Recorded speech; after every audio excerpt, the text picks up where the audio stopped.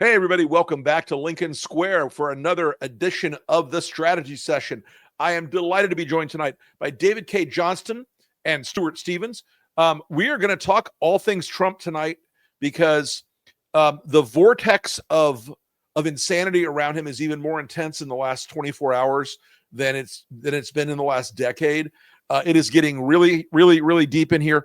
And David is a real expert on Donald Trump. He's been reporting on this guy for decades now, has written 3 amazing books about him, including It's Worse Than You Think, and The Making of Donald Trump, and The Big Cheat. All 3 of these books are an x-ray into the weird, corrupt, broken, evil of the Trump world and Trump himself. And so, David, thank you so much for coming on tonight. I really appreciate you. Glad to be with you again, Rick. So as a longtime Trump observer, how would you rate the last, say, 7 days of Trump's lifespan? An embarrassment for the whole country. Yeah, I'd say that's about right. Let's go to the meeting in Alaska. Mm-hmm. Donald walks 50 feet or so on the tarmac before he gets to a red carpet. He then zigzags back and forth, which indicates both physical and neurological problems. Right. You can see in the image on the screen. And Putin has a red carpet, which American soldiers got on their hands and knees and sat right up to his plane to make sure he never stepped on the tarmac. Then Donald claps for Putin. Like a seal. Yes, a fanboy. Right. And, how embarrassing. And then when they have their public meeting, it's not a press conference. There were no questions. No. The host president or prime minister always speaks first, which tells you how much Donald's desperation to fill his emptiness inside with adoration has been manipulated by Putin, who, knows what he's doing. You just hit David on the thing, and you've written a lot about this. That desire for adoration, that desire. I don't know if his mama never loved him. She didn't. But the brokenness of Trump needing to have the strong man pat him on the head, tell him he won the election. It's the grotesque nature of it is so shockingly obvious. But talk to us about, again, you've been reporting on this guy for ages. This is exactly the kind of thing this psychopath needs. Yes. Well, I first wrote about Trump possibly becoming president in the Philadelphia Inquirer in 1988. Yeah, we've been blaming you ever since. Yeah. David. Because I was alarmed at the idea that this vice lord. Yeah, I was alarmed at the idea that anybody would think that this vice lord know nothing would be, anybody would think of as being president of the United States. I don't think most people understand who Trump is. And if you had grown up with his father, either one of you or I had, we might be as nutty and troubled as Donald is. A little story about his father, Fred, who was totally money motivated. He's coming home one evening. A neighbor boy named Johnny Messer is riding his bike on the sidewalk in Queens, where they live in a nice upper middle class house. They don't live in a mansion. And Johnny suddenly realizes a quarter fell out of his pocket. He stops as a little 7 or 8 year old boy, turns his bike around. When he goes back and gets to the driveway, Fred Trump in his Cadillac Eldorado Brougham, the biggest Cadillac you can buy, of course, hustled out of the car, run to the sidewalk, picked up the quarter, and he holds it out in front of little Johnny and says, "That's mine now." Who does that to a child? Well, I'll tell you who. Donald Trump's father. That's the monstrous household he grew up in. And by his mother was cold and distant and right. Stuart, we've been watching Trump now at the Lincoln Project and separately for, a long time now, a decade at least, of watching it get worse and worse.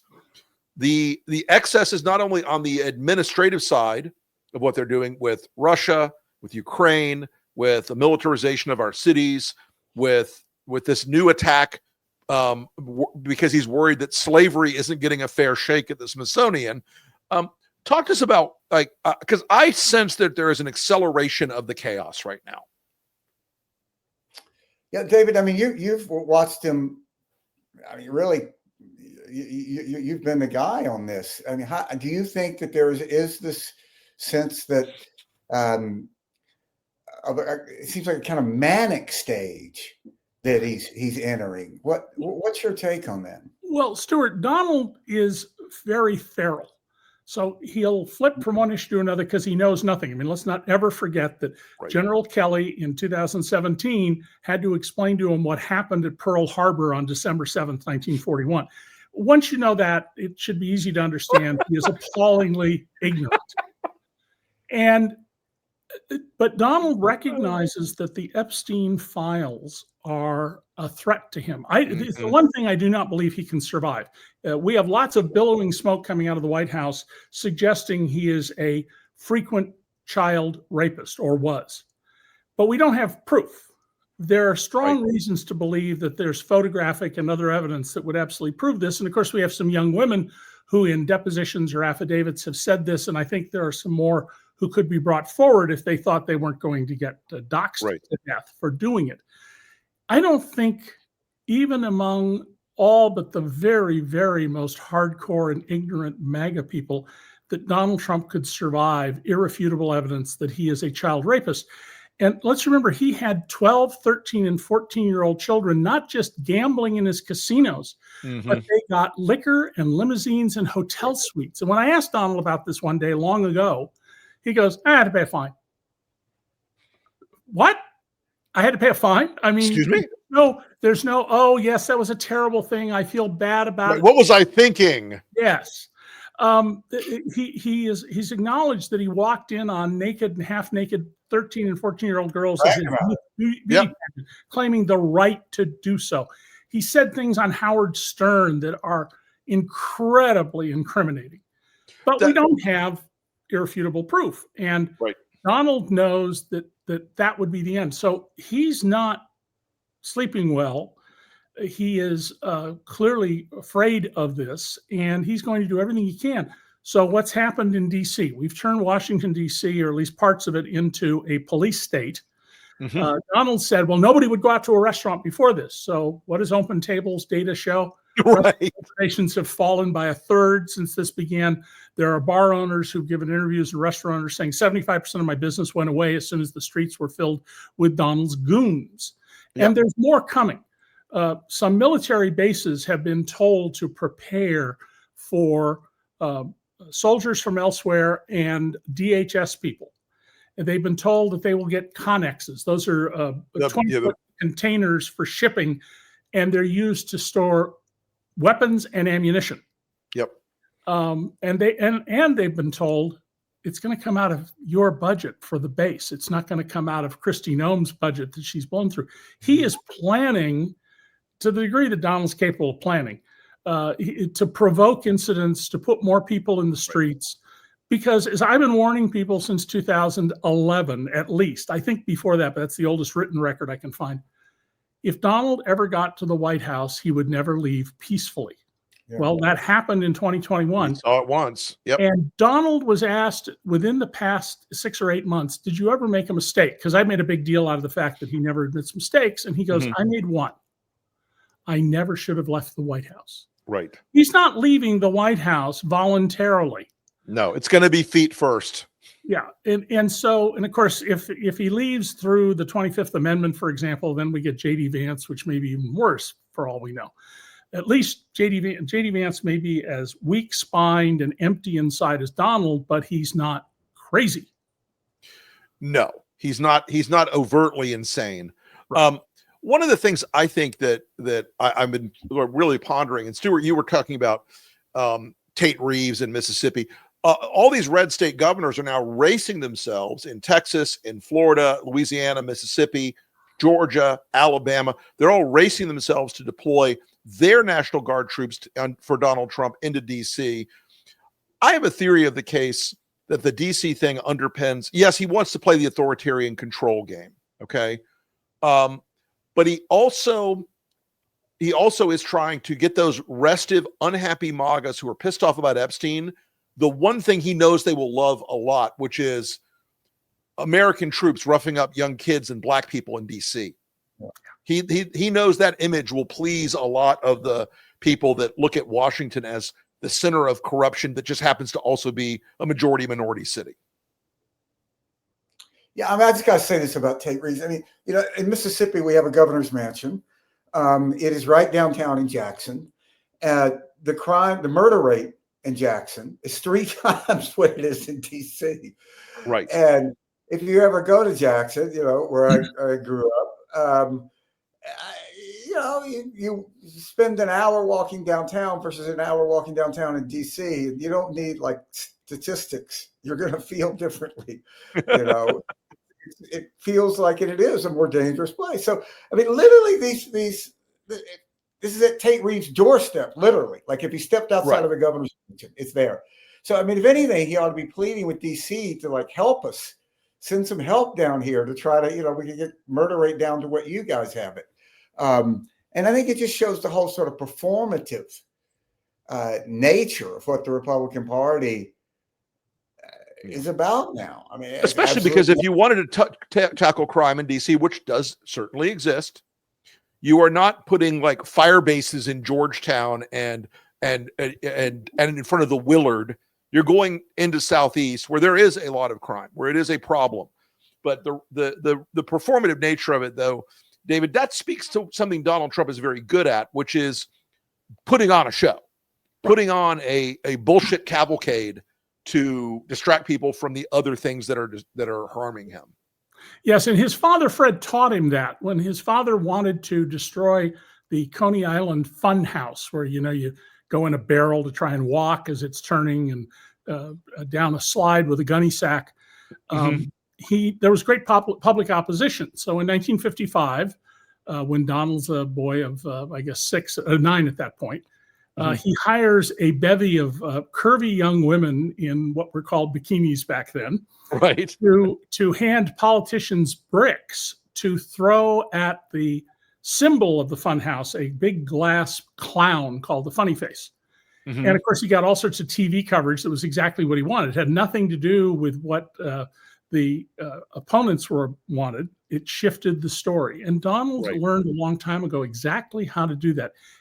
Donald did not get where he is without being the greatest con artist in the history of the world. And I've exposed a lot of con artists over my career. Which you have, for sure. Yeah. And none of them are in the league of Donald Trump. He's masterful. He's the apex predator when it comes to that, but except for Vladimir Putin, who in the last couple of days when Trump whispers to Macron, he wants to make a deal for me. He wants to be my friend. We want to be best friends. I think the player has gotten played. I mean, Stuart, you've been tweeting a lot about this, thinking a lot about this. This is a guy who has absolutely gotten rolled, and his own people can't admit it. Well, his people inside the White House know it. They're in bad shape. One of the things that really sort of astounds me is it's a true statement that the Russians helped elect Donald Trump. Yeah, now, we can get into causality, but that's always the hardest thing to prove in politics at all. Sure. And ask Marco Rubio's Senate Intelligence Committee. It's no question. And what and the emails? We have the emails. And the Russians are bragging about it. So what happened? They elected a president. And what did they get? Well, they got more than they ever could have imagined. Yeah. What? It just strikes me. I mean, David, you're a student of history, but have we ever had a situation in which, for decades, the core of the Republican Party, the most conservative element it faced, was really defined by being anti-Soviet Union, standing up to the Soviet Union more than anything else. And now that has become the core base of helping Vladimir Putin try to reconstitute the Soviet Union. I mean, has there ever been anything like this? If you go and ask college students, and I teach college students at Rochester Institute of Technology, not at RIT, but other places where I go and lecture, I'm astonished at how many college students will tell you that in World War II, we and the Nazis fought Russia. You're kidding me. Oh, no, not hard to find at all. It's a minority of students, but it is there. And we have, if you ask people randomly, and I've done this a lot on talk radio over the years, especially when our right-wing radio still had me on before Trump took power the first time. I'd ask people, well, how do you think that becomes law? Well, the president declares a law. And I go, no, that's not what the Constitution says. That's not how it works. We've done a very poor job of educating Americans under the age of about 60 about how the Constitution works, the basics of civics and principles. And all the years I was growing up, I'm almost Donald's age. I was born in 48. The Republican Party stood foursquare against communism, any infiltration. The Kremlin was never to be trusted on anything. And now Donald Trump declares in 2018 in Helsinki, I take Vladimir at his word, and I don't trust the American intelligence agencies. What an insult to all those people who gave up their lives or the nature of their lives for our freedom. Right. And here's what... I have a small bias here, a clear bias here. My father was a 100% disabled veteran of World War II. Okay. That affects my thinking about the military and things like that. I did not serve. And when I hear members of the House and the Senate bow down to Donald, in some cases essentially licking his shoes, rather than stand up for what they have said in the past, for what they know is right, my immediate thought is, more than 1 million people died for this country, and many more, like my father, had their lives ruined defending this country. And you don't have the courage to lose a primary. You are beneath contempt. You are a Quisling. For those who don't know, Quisling was the collaborator Norwegian prime minister who, as soon as the war ended, was tried and then hung. And of course, hanging is a way to denigrate someone when you execute them, and not shooting them in the heart, which is... You're sending a message when you hang somebody. That's exactly right. And so I'm shocked at this, that we've created a society where principles are not so important. Principles are always steady. They matter. And we've lost a lot of that. And I think that both Republicans like you guys, or former Republicans, and the Democrats need to be calling this out. The Democrats need, in my mind, to do two things. They, first of all, have to constantly keep the pressure up on Trump and do everything they can. But they have to do one other thing. What have you done for me? What are you going to do for me? Because Donald came in promising the earth, the sun, and the moon, and the stars, and it has produced the exact opposite. My late brother was a manual laborer. Okay, he dug graves and things like that for a living. And in one time, I said to him, "Why are there so many people in this poor rural Oregon community you're in who have banners out for Republicans?" And Eric says, "Well, if I believed in God, loved guns, or hated gay people, I'd be a Republican too, because what the hell have the Democrats done for me? All they do is give in and give in and give in, and they don't have anything positive for people like me." And before my books that you mentioned earlier about Trump, I wrote a trilogy about the American economy. Right. Perfectly legal on taxes, free lunch on subsidies that nobody knew about to companies that everybody knows now, but nobody knew before that book, and the fine print about preventing competition, restraining competition. And in researching those books, the overwhelming thing that I learned is the bottom 90% of Americans were worse off in 2016 and are no better off today than they were in 1973. Why? Well, overwhelmingly government policies. And people don't know that. These are sort of pointy-headed, sophisticated points. I tried to write them so if you had a high school education, you could understand the books, which are all still in print. But what are the Democrats going to do? They need to both go after Trump, but they also got to say, this is what we stand for. You know, we're going to stop borrowing money to give billionaires and big companies tax cuts. We're going to raise the level of wages and benefits in this country. We're going to get us universal health care. And let me do my little universal health care thing if I can, because Donald used to be in favor of it. Donald told me, and I don't remember now if it was 88 or 89, but I said, you know, you employ thousands of people. What do you think about all this health insurance you have to buy? And he just stops. We're walking along together, and he turns and he says, healthcare should be like the roads. When you need one, you just use it. So I said, no out-of-pocket healthcare. And he goes, absolutely. And I said, paid through the government. Absolutely. Of course, now he wants to destroy healthcare. Right. If we had the French or German healthcare systems, which lots of studies show are vastly better than ours, they're universal, nobody loses their house over illness in those countries, we would spend more than 6% less of our economy on healthcare. Now, 6% of GDP doesn't mean anything to me, and I write books that deal with these things. But let me give it meaning that I hope people watching will remember. 6% of GDP is all the income taxes paid by everybody who makes less than $600,000 a year in round numbers. Mm-hmm. So all else being equal, as the economists like to say, if we had universal health care, we'd have 100% coverage. Nobody would lose their home. You'd get the treatment you need very promptly. You get seen faster in France than you do in the US for many things. And nobody would pay income taxes unless they made $500,000 a year. Imagine in the real world, we could just raise the threshold to 100,000 for singletons, 150 for a head of household, 200 for a married couple. People would be vastly more prosperous. Now, after my books came out, the RAND Corporation, the think tank the Air Force and Boeing started in 1948, did a study and found that $50 trillion was transferred through these kinds of things I wrote about to the top 10% over a period of about 46 years. And folks, just so you all know, RAND is not a notoriously liberal think tank. No, it's certainly not. And they're very cold-blooded, I would argue, from and stuff, and having interviewed people there. And had that not happened, had we kept the income distribution we had up until 1974, the bottom 90% would have had 2/3 more income in 2018. 2/3 more income. We wouldn't have a lot of the property crime we have, some of the violence we have, all sorts of social pathologies that grow out of people not having enough income.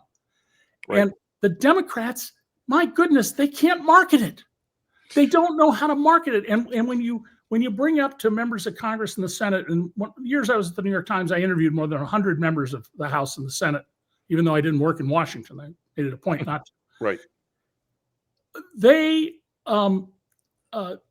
understand, most of them, what's wrong, but they're trapped into whatever their position is. And when you bring up to Democrats my belief that most small businesses, 5 million of the 6 million tax-paying businesses in this country, are either no assets, like my book writing business, or less than $500,000 in assets. So it's the person who owns your shoe repair shop kind of thing. Right. That's a natural constituency the Democrats should develop. But I've literally watched some leading Democrats, when I bring up small business, tighten up. You can see it in their body language. They're hostile. They don't get it. They're hostile to prosperity. And they shouldn't be. What they should be is, we want you to make as much money as you can. We're going to set up systems to reduce the economic shocks and encourage more investment and savings. And there's just one key rule. You got to pay your taxes. Mm-hmm. We're not going to let people like Donald and Elon Musk and Jeff Bezos pay essentially nothing in taxes. Right.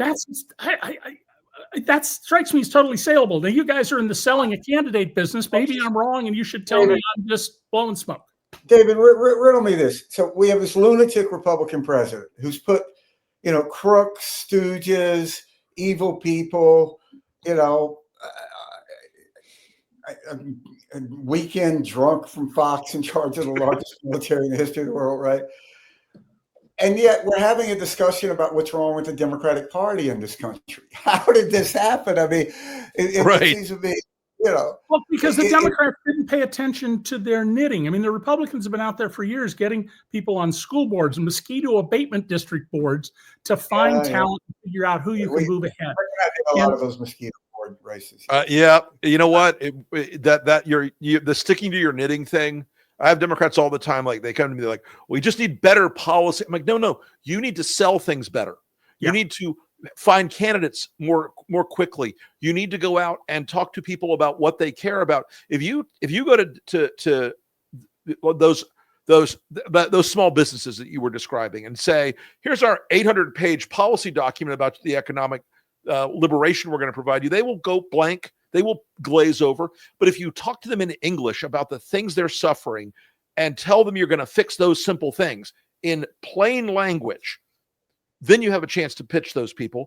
And that's what Republicans did to farmers, to small businesses over and over again. They blamed urban Democrats for their problem, for the problems that, that farmers were having, that small business owners were having. And they said, they hate you. And Democrats would never get out, pull their heads out of their asses and say, no, we don't. The Republicans have a huge marketing machine, ideological marketing, that's just like Madison Avenue marketing. And marketing is in the business of selling you things that aren't good for you. When I was a teenager, there was a British product called Brill Cream. Put it in your hair, girls will be all over you. How ridiculous. Right. You know what? The people who made Brill Cream made a fortune. And the Democrats, instead of talking in the visceral language Donald does, I love the poorly educated, right? That sort of thing. What did they say? Well, we have here a 17-point plan. If you look at footnote 7 on page 11, and they turn people off. You have to talk to people where they are. And my point about that is not that there's anything inherently wrong with the Democrats. It's that you've got to market. What are you going to do for me? You can't sell only, we've got to get rid of Donald Trump. Right. That doesn't tell me, so I get rid of him. What does that mean? And it strikes me at the very core of what's happening to our democracy. And let me be very clear. I wrote on February 26th, I think it was, at DC Report, which is the nonprofit no ads news service my best friend and I started, that Donald Trump declared himself on that day to be our dictator. He said, he who saves his nation violates no law. Right. A couple of days later, the White House at 3 different places posted an image of Donald in a British regal crown. Mm-hmm. If there's anything blasphemous in our secular society, it's that. Yes. And that told you that Donald's our dictator. Now, he isn't in full control. He's still consolidating power. There are still places he's not in charge with unlimited power. But look at the videos on the internet of the ICE goons saying things like, we can do anything we want. Right. I don't need a warrant. And they can, because we have a corrupt attorney general who was corrupt. And I wrote about her corruption long before Trump. I've known Pam Bondi a long time. She's been corrupt as long as I've known her. Yeah. And so it's a 2-part problem to resolve this. And by the way, let's assume that things go well, and there's no guarantee that will happen, and we get our democracy back. That is just the beginning of a new chapter, because we've learned that large parts of our Constitution are not enforceable. Donald is running an extortion racket and violating the Emoluments Clause. What did the court say in the first term? Essentially, you have no standing to bring a case. We don't want to hear this case. The 14th Amendment, Donald gave aid and comfort to insurrectionists when he didn't call out the National Guard or the FBI or anybody else on January 6th. He should not be able to hold office. Correct. I don't know of any district court federal judge in the country who hold that up, and I'm scared about what this Supreme Court majority might do. Oh, yeah. And they're getting ready to go after same-sex marriage. Mm-hmm. You'll be grandfathered if you're already married. Don't worry about that. They're not going to be able to do that, but they can undo it going forward. That's why Clarence Thomas is down on Loving, which was the decision that ended the ban on interracial marriage. Mm-hmm. He and Ginny will be grandfathered. Right. And they're going to do what they said they were going to do in the first administration. What It's Even Worse Than You Think was about. They just were incompetent back then. Now they've got people like Russell Vogt, who are dedicated anti-democracy. They're not stupid. He's smart. He works hard. He knows how to move the levers and how to get people in the positions that he wants. And he's going to appoint, Donald has appointed and will appoint, as Stuart pointed out, a lot of people who are drunks and incompetents and whatnot. That's what happens when you have a fascism. There's a retired Xerox executive where I live in Rochester, New York, who I took a class from at the Chautauqua Institution a couple weeks ago. My wife and I spent our summer vacations going to civil rights sites in Mississippi and Alabama, and then going to spend a week to study autocracy and authoritarianism. And he did a study of, after he retired, 7 fascist regimes, Franco, Hitler, Mussolini, Salazar, I think that's his name, in Portugal. Yep. And he comes to a very interesting point. All of these fascist regimes appointed incompetent people, family members, hangers-on, people who would do whatever they wanted. The trains did not run on time under Mussolini. No. Hitler lost the war in part because they had 1,400 different designs of trucks with 1.4 million parts instead of producing, like we did Jeeps. Oh, Yeah. The engine fell out of this Jeep. Okay, grab one from this other Jeep that the transmission fell out of and go back, get back on the dirt road. Right. And they failed. They all failed, although a couple of them lasted 40, 50 years. But they will all fail because they're designed to fail. They can't deliver to the populace. Well, look what's happening. Job growth is pretty much stopped. Mm-hmm. And under Trump, he created fewer jobs, 3% fewer jobs per month on average than Obama did once the Great Recession ended. Right. Start with the March of 10 and go forward, because you can't blame Obama for what he inherited. No. Right. He created 3% more jobs a month on average than happened. Donald didn't do well then. He's not doing well now. The stock market is showing clear signs of sort of sputtering, not going anywhere. And there are all sorts of articles now appearing, are we going to see the market drop? I mean, markets drop and they come back, but we haven't had a recession now, other than the pandemic, since 2009 and 8, 9, 10, that year. And the fruits of the economy, the way they're being distributed, are working against more than 90% of the public. People need to get that and not allow Donald to say, "Oh, it's the Democrats." He's right now setting that up by telling 100%.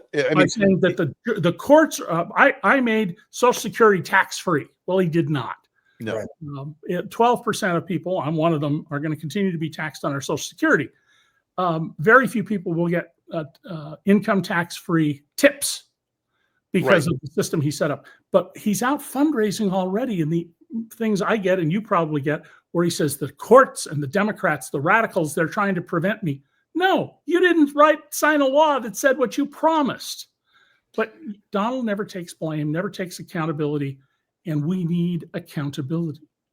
I think there's one part of this that is unspinnable for him, is people who have not seen wages increase under Trump. They are paying much more at the grocery store, which was the big symbolic thing that he kept saying. Yes, he drove the trans message and a bunch of other things, but over and over again, it was groceries are too expensive. Gas is too expensive. Your life is too expensive. I'm going to fix it right away. Yes. And it's going to it got worse already, and it's going to get much worse as the big bad bill kicks in, closes rural hospitals, drives up healthcare costs, drives up the cost of pharmaceuticals, as the tariffs drive up the cost of everything. Right.